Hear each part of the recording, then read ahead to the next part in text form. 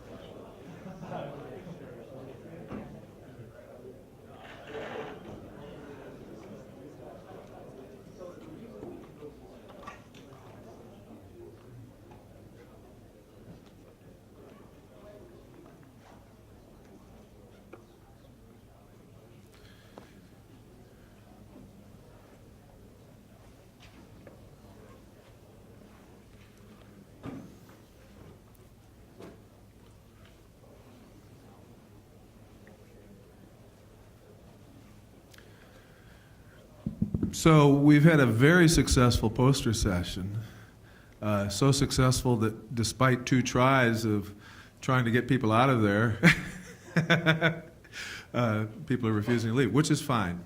Nevertheless, we do need to push forward to keep our schedule, and people will find their way back here as we continue going. I don't want to cut too far into our lunch break.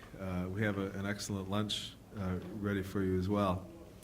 So our next speaker is one of our own. He's our selected academic plenary for this year's TWS, Professor Gustavo de Veciana, who's been a colleague of mine for a long time. And if you've been involved with WNCG as an affiliate or in other ways, you'll know that he was the second director of WNCG following on Ted Rappaport, and served in that capacity as well as an associate director.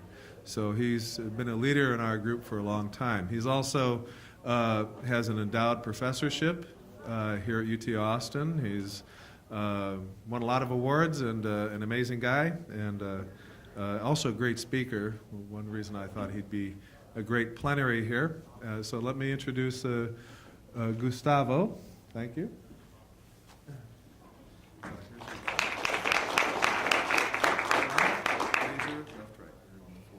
Okay. Thanks, Al. I'm going to have to lower it as well.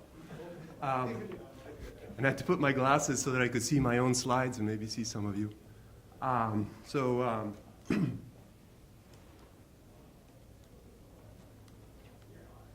Right is right?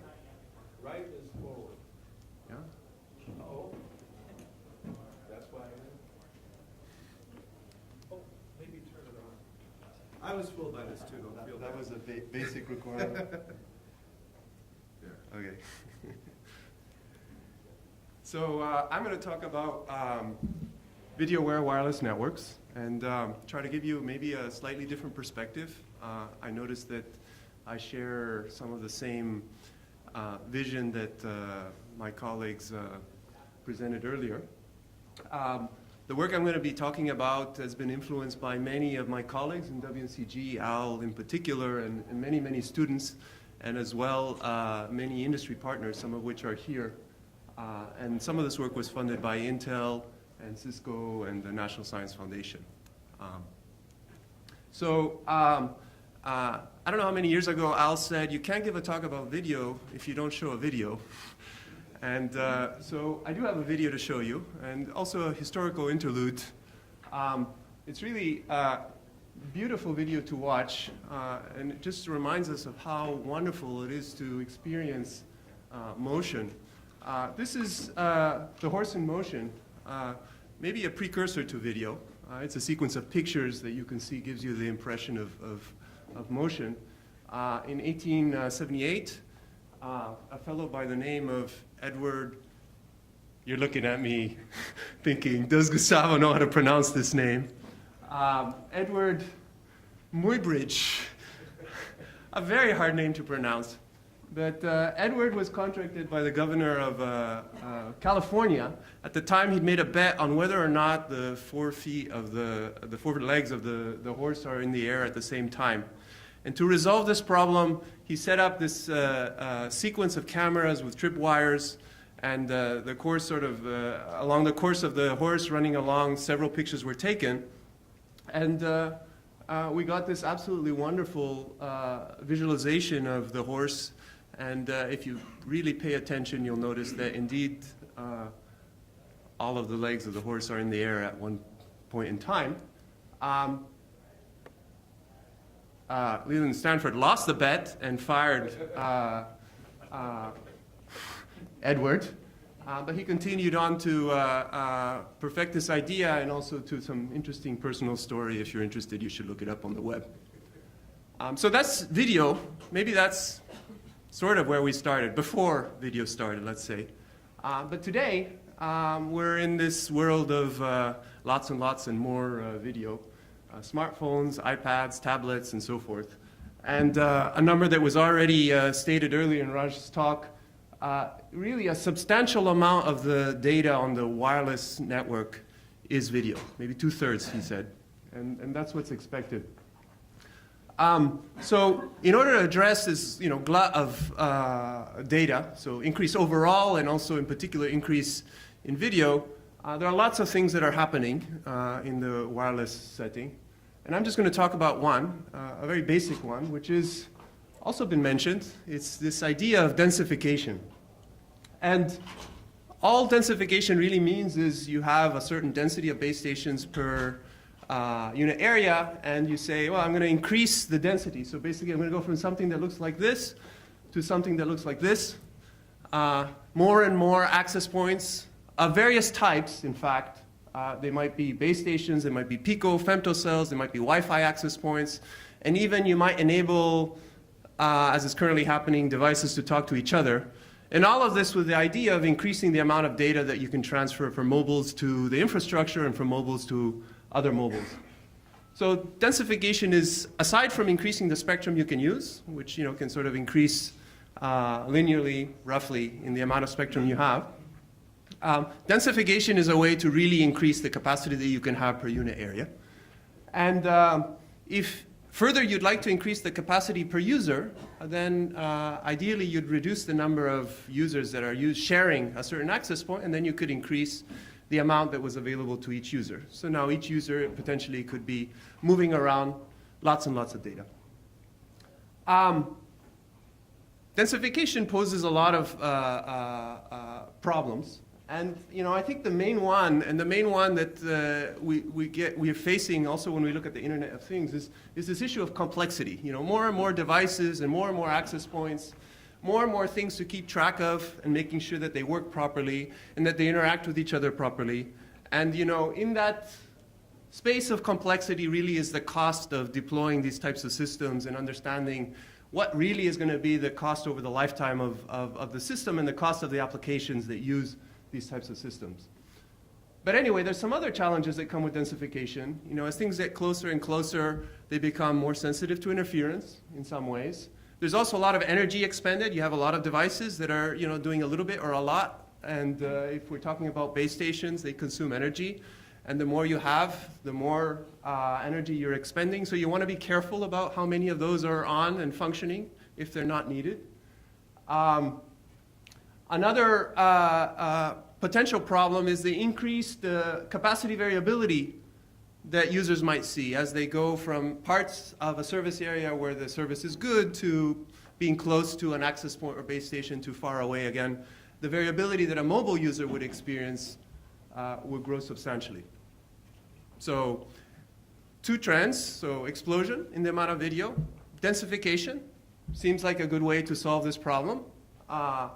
And one last trend that's been mentioned before is this Internet of Things. And I'm going to focus on transportation just because it's a use case I want to talk about for reasons that you'll see a little bit later.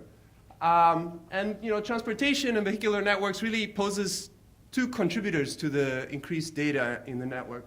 One is sort of that the intelligent transportation system will generate its own data, connectivity between vehicles to interface, to infrastructure, and between vehicles to provide sort of control applications and connectivity between the cars to prevent accidents and so forth. But also, as was mentioned before, I mean, it's pretty that if we move all the way to driverless cars, then we're just going to have a bunch of our usual mobile users that are going to be doing more stuff in their cars, right? And more stuff in their cars means, or their buses or their trains, means really we're going to be on our wireless network supporting more and more mobile users that have more and more video or other data that they want to download. And as you may or may not know, serving a stationary user is a lot easier than serving a mobile user. So maintaining good connections to users and or devices that are moving usually is hard. It means lower capacity. And moreover, if we try to tackle this problem with densification, we have this additional problem that we have to keep handing off from one access point to another or from one technology to another.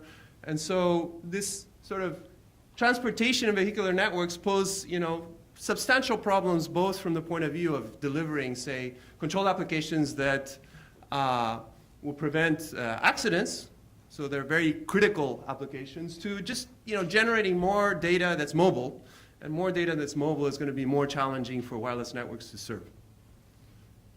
So my focus is on video, and in particular, I'm interested in this problem, sort of increased volume of video delivery over wireless infrastructure to increased number of devices that are moving is sort of my worst case scenario from an academic perspective, and from the industry perspective, it's one of the challenges that we're facing. So I have just three ideas that I'd like to present to you. And I'm not going to present them in great detail. They're conceptual. So the first one is, how would we go about designing networks if we knew the future? I'll try to describe what I mean by that. The second one is, how would I go about designing networks so as to better optimize the human experience of the network, and in particular in the context of video, the perceived quality of the video. And the third, I won't talk too much about this, but I think it's also important. If we have, in the end, we'll always have congested resources, right? So how can we better infer users' preferences to deliver better quality of experience across users, taking into account their preferences? Okay? And these questions are interesting for all kinds of traffic, but again, I'll focus on video because video is big, i.e. it consumes a substantial fraction of the overall traffic on the network today, and it's predicted to do so in the future as well. So I'm going to talk a lot about video, and I'm going to tell you a little bit, just to make sure we're all on the same page. When we think about video, there's first and foremost this notion of compressing, so taking the overall images and making them as small as possible so that we can send them over the networks. And we're getting better and better at that. I'll talk about that briefly in my own way, and others will talk about that today as well. When we talk about video, we also have to think about the types of delivery. And there's sort of two key types. One is stored video delivery. You have the video stored. You have a user that wants to watch it, and then you sort of start moving the bits so that that user can see the content. That's one version. The other version is real-time streaming. It's sort of live. Maybe there's a bit of a gap between when the video is taken and when it needs to be watched, but it's not a very big gap, so it really has to be coming at a very, very steady rate. Otherwise, the quality of experience is going to be very poor. Okay. And I've already mentioned the thing with video is that, well, for the most part, humans are the receivers, but there are also applications where humans may not be the receivers. A machine may be the receiver, and the quality of the content that the machine receives to do whatever image processing or detecting disease or whichever the application might be is really the central goal. But I'll focus on humans because that's where we have the most experience. So there's a taxonomy of video that I should sort of go a little bit deeper just to tell you where I fall. So I'm going to focus on stored video. Remember, that's the contents that's stored that I want to deliver to a user. And there are many ways to do that. So one way to think about it is, well, I have a big file, which is my video, and I'm going to pass it to my colleague over there.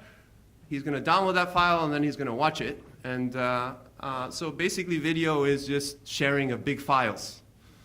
And that may make a lot of sense in the context of two mobiles. I just took my 4K video, and I have a very high bandwidth connection with my colleague over there. I'll just pass him the video, and he can do whatever he pleases with that. Okay? So you can think of video delivery in that context of just sharing a big file. I'm not going to focus on that, but that's a use case that makes sense. Another version of this is progressive download, and that's sort of more akin to what you get when you download a movie from iTunes. They start downloading the video, and then at some point your experience is, oh, you can start watching this thing, and then you start watching as you continue downloading that file. Or you could just wait until the whole file is downloaded and then get on the plane and watch the video. So it's somewhere in between downloading a file and watching it as it's getting downloaded. Okay, but you do have the option to download it.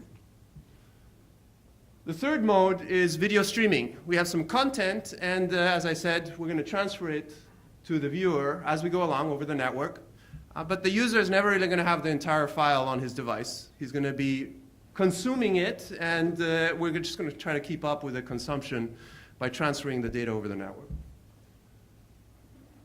Maybe a final one that's sort of interesting that I started working on recently with some colleagues at NYU is stream loading. And here the idea is, actually, as we all have experienced, the model in the iTunes seems to be more expensive than the model in streaming. I don't know if you've noticed that, but somehow it costs a lot to get a movie on iTunes. Not so much, actually, most of them are free, but to get video streaming. And that's because of the way the cost models for video and the content providers work. Right? So it's more expensive if I'm going to allow you to download the movie and, say, watch it on the plane, than if I'm going to just allow you to stream it and watch it as you go. And so it's interesting to think about, is there a sort of an intermediate mode of transfer? And the intermediate mode of transfer is a technique called stream loading, where essentially, yeah, you're going to download a substantial amount of that video, but you're not going to be able to watch it until you start streaming another very small stream that's a component of that video that will allow you to indeed watch that content.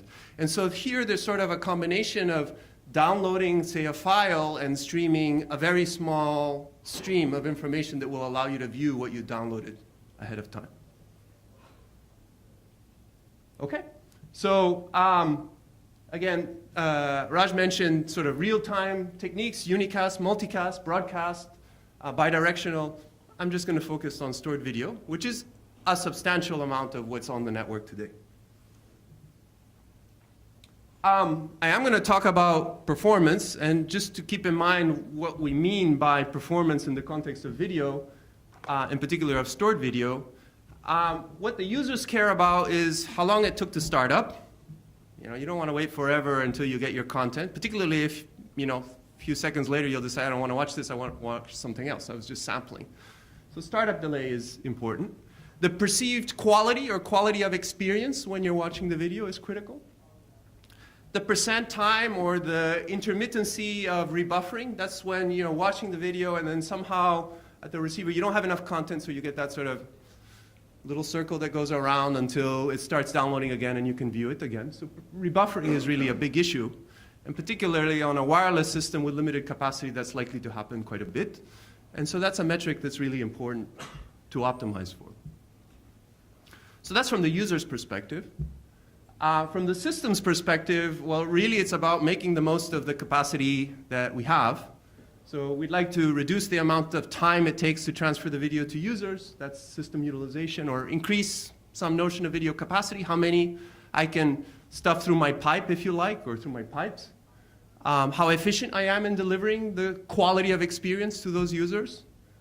And, not to forget, for a lot of people that use video as part of their content, Facebook and Google and so forth, maybe they don't care so much about the quality of the video itself. They really care that the user is engaged. So they have some sort of meta metric that might involve, various things, but that eventually translates, did this person stay on the website? Okay, so how engaged were they by the way we delivered the video, or the type of video we delivered? Okay, so I had no idea, what the population in the room is, so I just want to give you a very brief idea of how streaming video works in the context of wireless and also wired networks. So a video is a collection of information that happens over time associated with the various parts of the video that you're watching. And the way it's done is the video is broken down into, say, 2 seconds worth of video. And for each segment, in many cases, you have multiple representations for that segment, by which I mean you have ways of showing that video, or the data associated with showing that video. They might have different qualities, so you could ask for one representation or another, which would translate to requiring maybe more traffic, making a trade-off between the amount of traffic you have to download versus the quality that you're going to see for that 2-second segment. And then the way the transport modes typically work is the receiver, maybe over here on the end, goes watching his video and goes requesting, as things come, the next segment, and has the option to request a higher quality segment or a lower quality segment, possibly depending on the performance or the capacity that it believes the system has to deliver data. Okay, so that was this last point here. At the end user, we can adapt the choice of the representation, i.e. make a trade-off between amount of data and quality as a function of the maybe estimated throughput that we're seeing, and as such possibly get low rebuffering, reasonable quality, and so forth, particularly when the network is congested. All of my focus here is what happens when the network is congested, okay? Okay, so maybe for those of you that might be more experts, some of the shortcomings in the way video is delivered today, more or less only indirectly aware of the user's quality of experience. And it's roughly translated to some notion of rate, which is a very poor metric for what the user is actually experiencing when he's watching the video. It's really only indirectly optimizing across users. Users are making independent decisions, and they're sort of being greedy, seeing what they can get out of this network. And so there's no sort of optimization of the quality of experience that multiple users might be experiencing when they share a scarce resource. And it's more or less the case that today there's really no complementary way in which resources are allocated within the network to try to optimize the user's quality of experience. Okay, so the users are making decisions about how to download based on what they estimate to be the throughput. But the network isn't really figuring out, well, what throughput should I really be giving these users to try to enhance the overall performance that they're seeing. Okay, so I promised you 3 topics, and they're all fairly conceptual. I think you'll walk away thinking, yeah, why don't we do these types of things? So the first thing is, how would we design networks if we knew the future? And there are 2 types of futures that I envisage here.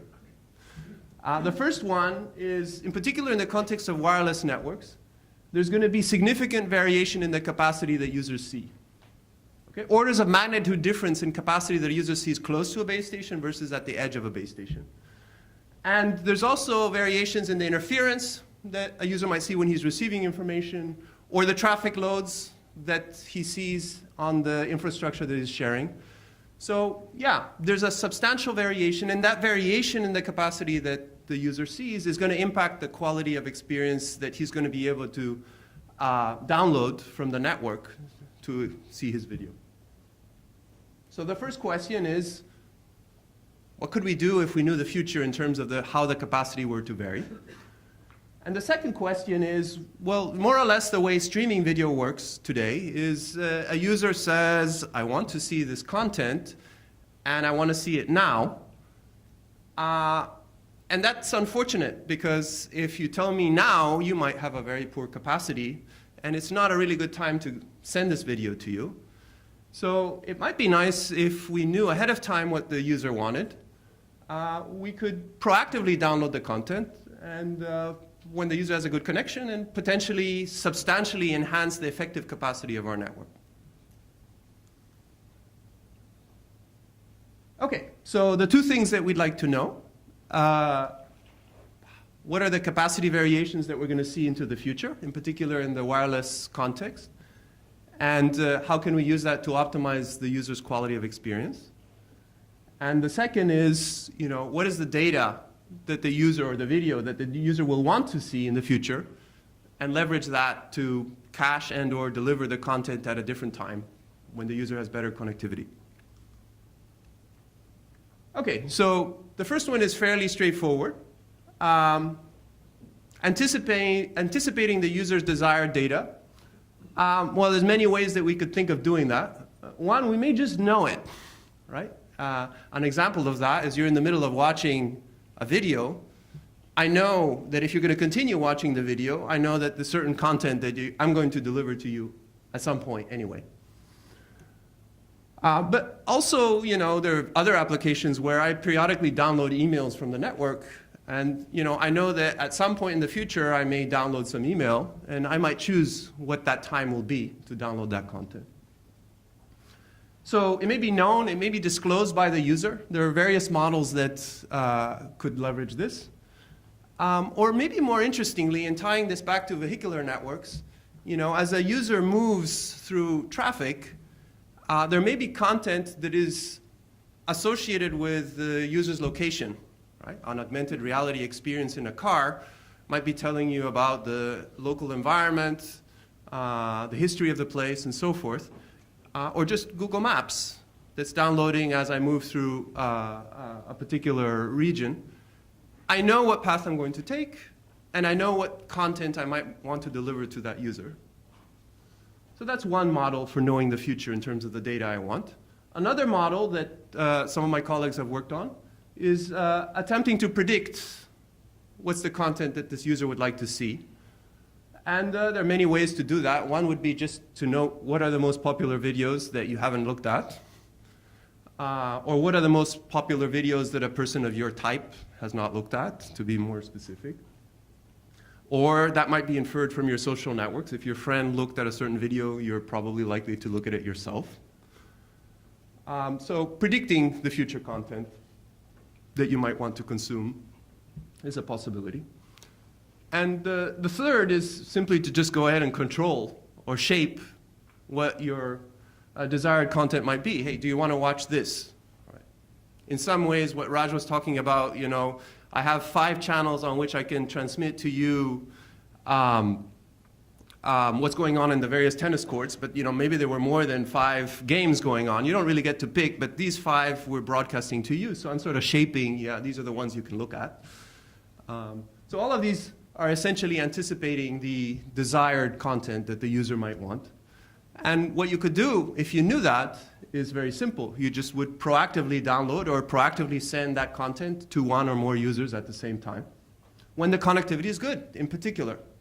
Right? So that could be overnight when you're sleeping and you're tied to the wired network, or when you're tied to a Wi-Fi network close by at the coffee house.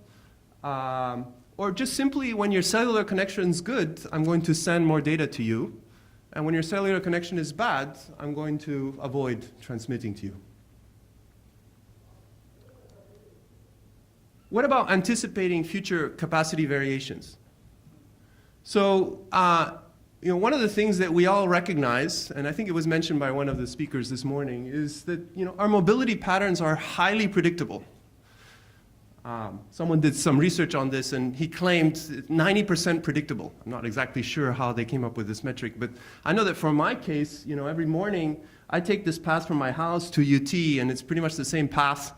And I wander around UT all day in almost the same way, and then I go home. When I say predictable, I mean, there are many contexts, right? If I'm in my car in a city that I don't know, but, I'm using a navigation system essentially knows where I'm going. And so, if you combine knowledge of where you're going with knowledge of the capacity that the system has to deliver data at that location, now suddenly you have this ability to predict what is the capacity as a function of time that user will experience. my canonical example is I'm about to go into a tunnel here, and the tunnel is not set up for wireless delivery.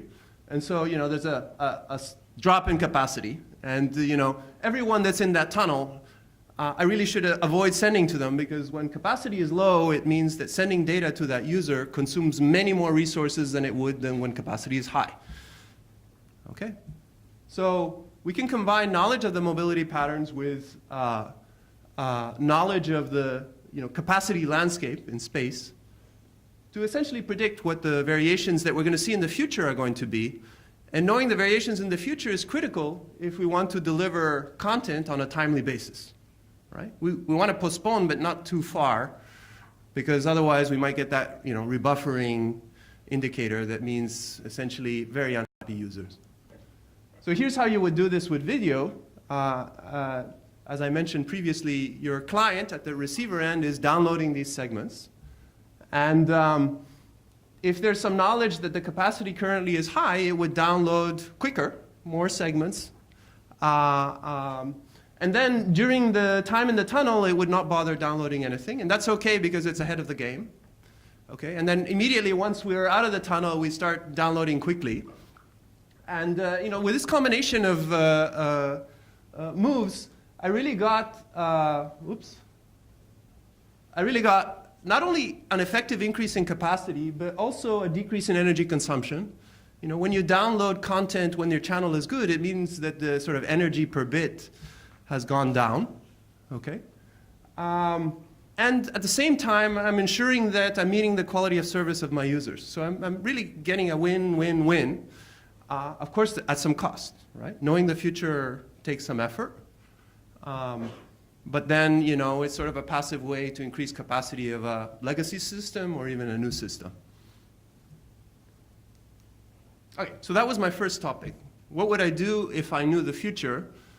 Where knowing the future was knowing not only the capacity variations that a user might experience, particular mobile users, but also the data that that user might want.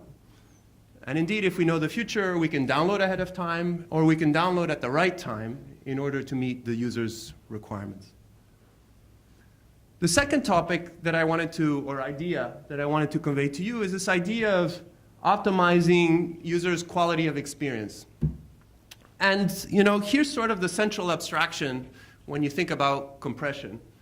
If I take a given video, okay, and I focus on, let's say, what really matters, the user's quality of experience, roughly speaking, as I compress it more and more, so as I go along the axis to the left here, it's much harder to deliver the same quality experience. But the more data I can send or allow you to consume, of course, the better the quality of experience. And then, of course, if I send you sort of an uncompressed video, then presumably you get the pristine 4K experience that you would hope to get out of any visual system. But at the end of the day, there's a trade-off between quality and size or rate that's required to deliver that quality. And most video schemes will allow you to choose how to optimize that trade-off.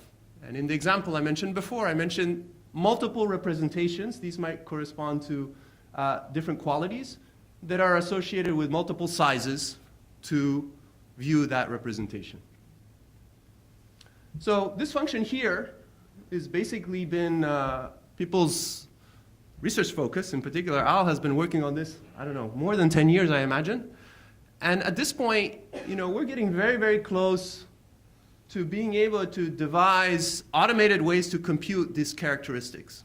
For a given representation, what the quality of experience the user, a typical user would experience would be if they got that representation, without having to have a user in front of the video watching it, right? So an automated way to understand what the shape of this function is. And the shape of this function really, typically, as I said, it's something like this.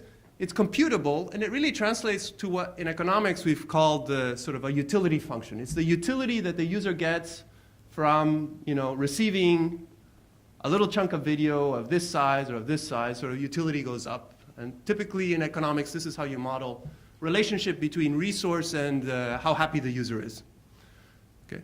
It's sort of a rare situation in economics that you actually know what this function is.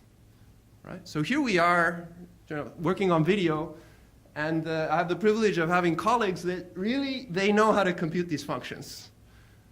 And now, I can bring to bear, all of the power of economics over the last 20, 30 years to try to optimize how I trade off resource allocation across users based on these utility functions. So you might ask, well, what do these functions really look like? I just had sort of a caricature of them. So here's an example from the live video database, Al's group. And what these are video clips, very short video clips, where we've computed the quality associated with those clips. And as you can see, they're extremely diverse. So each clip had a very different characteristic in terms of the trade-off of quality and rate. Okay. And that diversity is something really that we should embrace when we're looking at allocating resources in the network.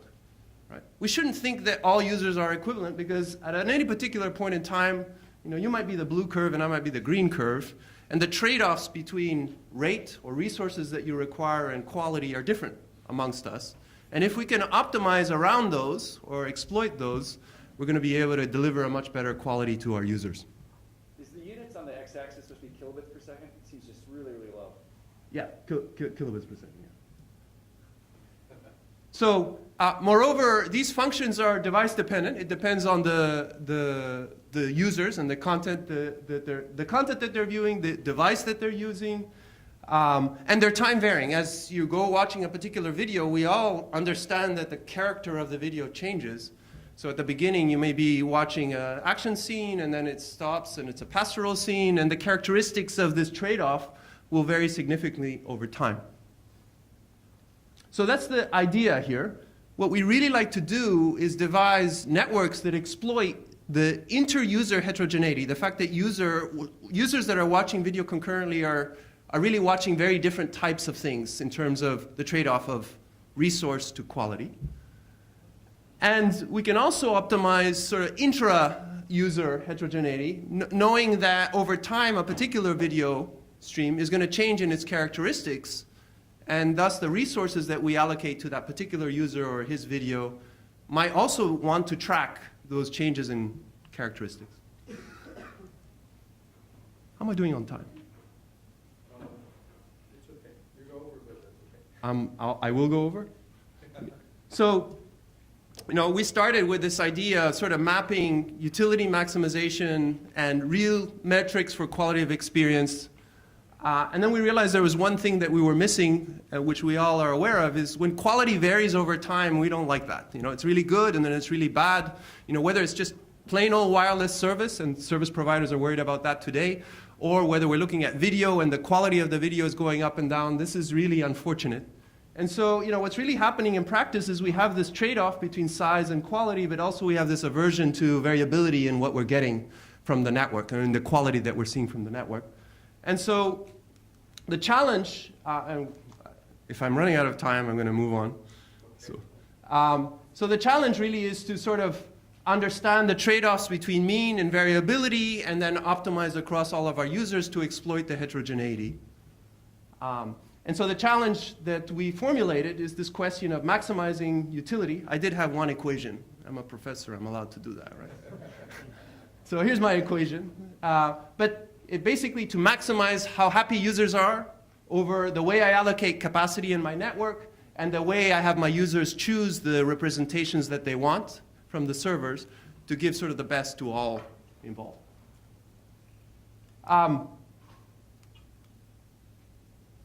This is what we get, just to sort of show you a chart. What does this show you? We have sort of a notion of state-of-the-art, a very simple scheme that simply adapts what gets downloaded based on measuring the throughput that the user is perceiving. And then we have sort of our utility-optimized approach. On the bottom axis here, I have the number of users that are sharing a base station. And on the y-axis here, I have a metric which is capturing the user-perceived quality of experience. And as you can see, if I sort of fix the metric, I can get maybe 50 to 60% gains in the number of users I can support. So there is some benefit that we could drag out of the system if we can exploit the heterogeneity across users. You know, what's more, you know, users are not just heterogeneous in terms of the content that they're watching, but they're heterogeneous in terms of how the trade-offs that they're making across various metrics. For example, you know, some users really worry about cost. You know, I have sort of the lowest possible service from my wireless provider, and there's no way I want to exceed the maximum. So, you know, I really don't want to be downloading a lot of data unless it translates to very good quality. But I have some notion of how much I want to be downloading. So I may be cost sensitive. In particular, I may be cost sensitive for certain types of video. You know, when I'm watching The Daily Show, I just care about the audio, actually. All right? But when I'm watching a movie, I care about the quality of the video itself. And so, you know, I have quality, I have cost, I have this rebuffering metric. So for every type of content, I sort of have a point in my head, which is the point that I would like the system to optimize for me. I mean, I don't want to be involved in this process, but I'd like the system to learn what my preferences are as I go adjusting things maybe over time, and then put some intelligence in the network to optimize the system for my preferences. So those are the three ideas I wanted to talk to you about. So one is this idea of sort of changing the way we think about designing networks to be anticipative, to know the future, in particular the future of the capacity and the future of the content that we want. Designing a new class of protocols that are optimized for video users' quality of experience, that are aware of these trade-offs, okay, that can be computed, and that are aware of the negative factors of variability. And exploiting as much knowledge as we can get about just the content, the device, the wireless capacity, and the user's preferences when we make these trade-offs in the network. Okay, that's it. Any questions? Microphone guys? Oh, they're looking. You've been studying behavior as well, people's behavior over time as they view videos. You can tell us something about that? Sure. Actually, you've been doing that with us, right? So, I mean, so the interesting question is, you know, how do users respond to changes? At least the interesting question that I've been focusing on, to changes in the quality. So, when Al says behavior, he really means there's a notion of quality associated with a segment, but how does the user respond to changes in that? He calls those behavioral metrics. And you find some really interesting phenomena, right? So for example, when the quality goes down, it takes some time for the user's overall impression of the video, but it'll lag behind, but it'll come down.